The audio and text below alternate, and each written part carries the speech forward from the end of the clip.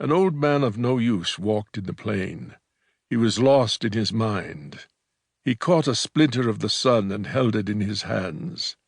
He had forgotten, but at that moment he remembered who he was. The Shope. My imagination turns upon words.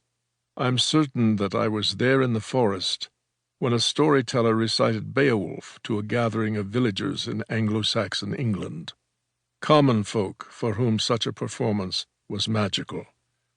And I've heard the thunder of King Lear's voice on the boards of the Globe Theatre in Elizabethan London. I was spellbound. Emily Dickinson read to me a poem she had written about crickets, in which she realized a precision of statement that defies description. Czesław Miłosz read his magnificent essay to an audience in Ohio. I was there.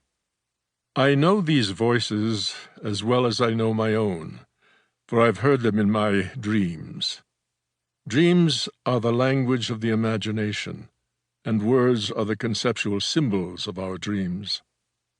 The Shope, the actor, the writer, the storyteller, draw with words.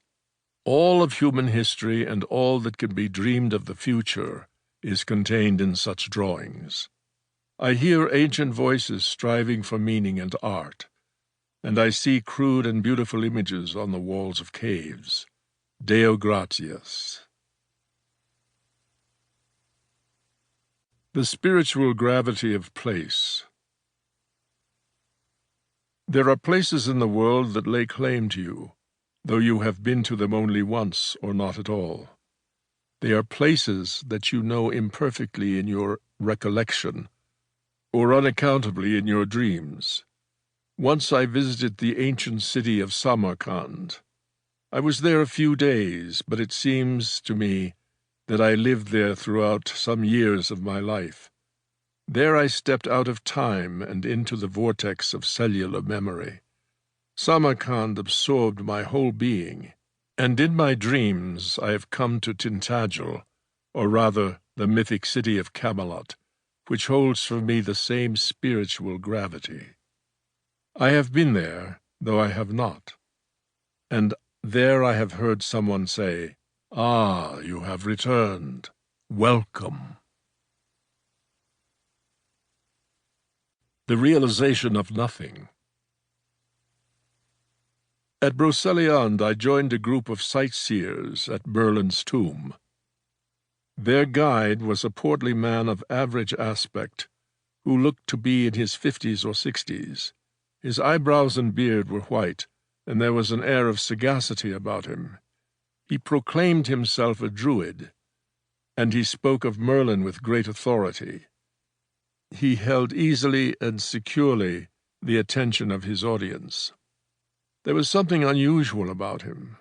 I felt that he existed in a separate age, a dimension of experience quite apart from my own. When he finished his remarks, I approached him, told him that I had never met a druid, and asked him if I might take his picture. He very kindly agreed. But when I held the camera to my eye, I could not find him in the viewfinder. Nevertheless, I snapped the shutter. Later, when I had the film developed, that was the only exposure on which there was no image at all. There was the realization of nothing. Guests. At the dinner table, what did I hear and see that evening? An apparition? I wonder. It was so fleetingly visible, a man followed by a dog. I heard the screen door through which they entered slam shut, and they were inside. Immediately they disappeared, not into thin air, as ghosts are said to do, but into a room that was perhaps 2 steps away. In that instant they were registered on my sight, a mere glimpse that even now is there. After a moment of perplexity, I asked the woman seated next to me if she had seen them. She had not.